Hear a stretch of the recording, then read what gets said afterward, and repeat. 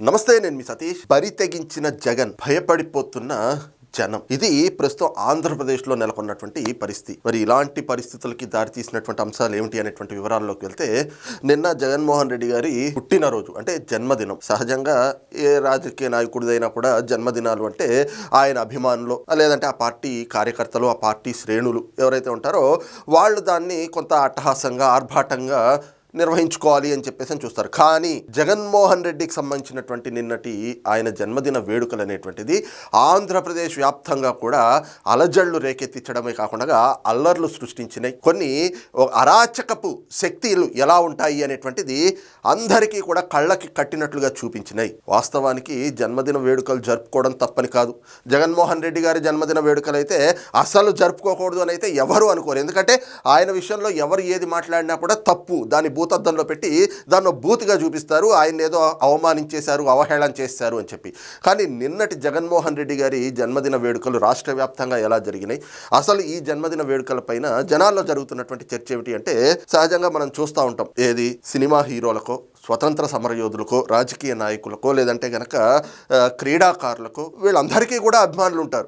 వాళ్ళ జన్మదినాలు వచ్చినప్పుడు ఈ అభిమానులు అనేటువంటి వాళ్ళు ఏం చేస్తారు, సహజంగా ఎక్కడైనా చూస్తే మనం చిరంజీవి గారి అభిమానులు, మెగా అభిమానులు, మెగా కుటుంబానికి సంబంధించినటువంటి అభిమానులు, లేదా ప్రభాస్ గారు, rebel star Prabhas, junior NTR, ఇలాగ రామ్ చరణ్, ఇలాగ అనేక మంది అగ్ర కథానాయకులకు సంబంధించి వాళ్ళ అభిమానులు తమ అభిమాన హీరోకి సంబంధించినటువంటి పుట్టినరోజు వచ్చింది అంటే దాన్ని ఒక వేడుకగా చేసుకుంటారు. దానికోసం అని చెప్పేసి జిల్లాలు, ఏ జిల్లాకు ఆ జిల్లా ఎక్కడికక్కడ అభిమానులంతా కూడా పెద్ద పెద్ద కటౌట్లు పెట్టుకుంటారు. వాళ్ళకి తాజాగా రిలీజ్ అయినటువంటి సినిమాలకు సంబంధించి కావచ్చు, లేదా వాళ్ళకి ఆ హీరోకి సంబంధించినటువంటి మంచి మంచి పోస్టర్లు, వాటిని ఫ్లెక్సీలు చేయించేసి అవి పెట్టుకోవడమే కాకుండా కేక్ కటింగులు పెట్టుకుంటారు. ఆ తర్వాత అవకాశం ఉన్న వాళ్ళు రక్త శిబిరాలు పెడతా ఉంటారు, రక్తదాన శిబిరాలు. ఇంకొంతమంది ప్రభుత్వ ఆసుపత్రులకు వెళ్ళి అక్కడ ఉండేటువంటి రోగులకి పళ్ళు అవి పంచుతూ ఉంటారు. ఈ రకంగా ఎవరైనా కూడా తమ అభిమాన నాయకుడు లేదా తమ అభిమాన హీరో కథానాయకులు ఎవరైతే ఉంటారో వాళ్ళకి సంబంధించినటువంటి పుట్టినరోజులు లేదా పెళ్లి రోజులు ఇలాంటి వేడుకలు వస్తే సేవా కార్యక్రమాలు చేస్తారు. సహజంగా అవే చూస్తూ ఉంటాం కదా. ఇక స్వతంత్ర సమరయోధులకు సంబంధించినటువంటి వాళ్ళకు సంబంధించిన జయంతులు కానీ, వర్ధంతులు కానీ వచ్చినప్పుడు వాళ్ళకి సంబంధించి కూడా ఇలాంటి సేవా కార్యక్రమాలు చేయటం, ముఖ్యంగా ముందు వాళ్ళకి నివాళులు అర్పించడం, వాళ్ళు ఏదైతే గనక స్ఫూర్తిని నింపాలని చెప్పి వాళ్ళ ఆకాంక్షలు ఏవైతే ఉన్నాయో దాన్ని స్ఫూర్తిగా తీసుకుని ఏ రకంగా ముందుకు వెళ్ళాలి అనేటువంటి ఆలోచనలతో వెళ్తూ ఉంటారు. కానీ జగన్మోహన్ రెడ్డి గారి అభిమానులు వాళ్ళని అభిమానులు అనకూడదు. వైఎస్ఆర్ కాంగ్రెస్ పార్టీ శ్రేణులు, జగన్మోహన్ రెడ్డి గారు పెంచి పోషించేటువంటి వాళ్ళంతా కూడా ఎవరయ్యా అంటే అరాచక శక్తులు.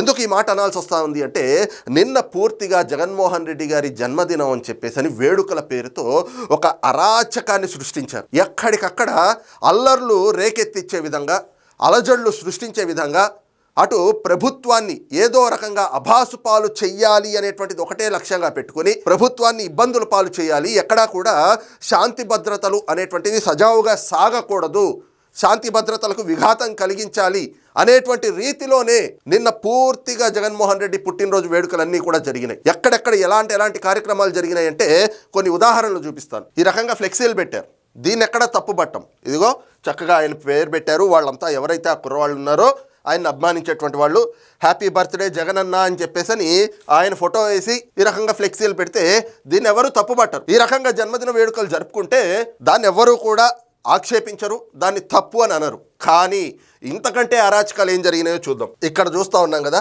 ఇది అరాచకం అనేది. ఎందుకు అంటే 2029లో 88 మ్యాజిక్ ఫిగర్ దాటగానే గంగమ్మ జాతరలో వేట తలలు నరికినట్టు రప్పా నరుకుతాం ఒక్కొక్కడిని, హ్యాపీ బర్త్డే జగనన్న. ఇది ఈ రకమైనటువంటి ఫ్లెక్సీలు. ఇవి కదా ఏదైతే గనక సమాజంలో ఉద్రిక్తతల్ని, విద్వేషాల్ని రెచ్చగొట్టేటువంటిది. వేట తలలు నరికినట్లుగా 2029లో మ్యాజిక్ ఫిగర్ 88 మ్యాజిక్ ఫిగర్ దాటగానే ఒక్కొక్కడిని వేట తలలు నరికినట్లుగా నరుకుతాం అని చెప్పేసానంటే వీళ్ళు సమాజానికి పట్టినటువంటి ఒక పీడ కాదా? ఇది అరాచకం కాదా? ఇలాంటి వాటితోటి సమాజానికి ఏం సందేశం ఇద్దాం అనుకుంటా ఉన్నారు? ఈ రకమైనటువంటి ఫ్లెక్సీలు పెట్టి భయభ్రాంతులకు గురి చేయడం కాదా? 5 ఏళ్ల పాటు జగన్మోహన్ రెడ్డి చేసినటువంటి అరాచకాల్ని సహించినటువంటి ప్రజలు ఓటు రూపంలో జగన్మోహన్ రెడ్డిని 11 స్థానాలకు పతనం చేయడానికి కారణం ఈ రకమైనటువంటి వ్యవహార శైలి కాదా? అధికారంలోకి రాకముందు జగన్మోహన్ రెడ్డి అందరికీ ముద్దులు పెట్టాడు, బుగ్గలు నిమిరాడు.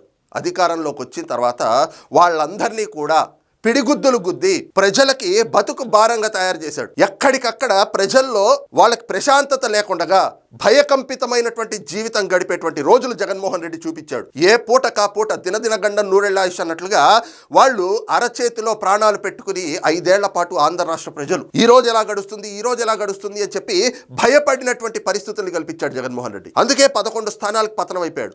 పోనీ 11 స్థానాలకు పతనం అయిన తర్వాత అయినా తప్పు తెలుసుకుని ఆత్మ పరిశీలన చేసుకుని ఎక్కడైనా కూడా తప్పుల్ని సరిదిద్దుకుంటా ఉన్నాడా, దిద్దుబాటు చర్యలు చేపట్టాడా అంటే లేదు. ఈ రోజుకి కూడా ఏం చేస్తా ఉన్నాడు అంటే ఇదిగో రప్పా నరుకుతాం అని చెప్పేసి ఫ్లెక్సీలు పెట్టించడం ఆయన తిరిగేటువంటి పర్యటనల్లో. జగన్మోహన్ రెడ్డి ప్రెస్ మీట్లు పెట్టి మరి ఇలాంటి వాటిని ఖండించాలి, వారించాల్సింది పోయి జగన్మోహన్ రెడ్డి ప్రెస్ మీట్ లో నేరుగా ఆయనే రప్పా నరుకుతాం అంటే తప్పే ఉందప్పా అని చెప్పేసి ఆయన మాట్లాడినటువంటి ఇది. ఇక ఎక్కడికక్కడ చూస్తే పోలీస్ స్టేషన్ల దగ్గరికి వెళ్ళి ఈ రకంగా వివాదాస్పదమైనటువంటి ఫ్లెక్సీలు పోలీస్ స్టేషన్ పక్కన కడతా ఉన్నారు. వద్దు అని చెప్పి ఇక్కడ కట్టడానికి వీల్లేదు, మీకు అనుమతి లేదు అని చెప్పి పోలీసులు వారిస్తే పోలీసులపైనే బెదిరింపులకు పాల్పడతా ఉన్నారు. పోలీసులపైన దాడి చేయడానికి యత్నించారు. ఎవరయ్యా ఈ బ్యాచ్ అంతా అంటే జగన్మోహన్ రెడ్డి 5 ఏళ్లు పెంచి పోషించినటువంటి గంజాయి బ్యాచ్, సైకో బ్యాచ్. ఇంకా ఎలాంటి అరాచకాలంటే ఎక్కడికక్కడ మూగజీవాల్ని, ఓకే మీరు నాన్ వెజిటేరియన్స్, నాన్ వెజ్ తినడము దాని గురించి ఎవరు కూడా అదేమిటి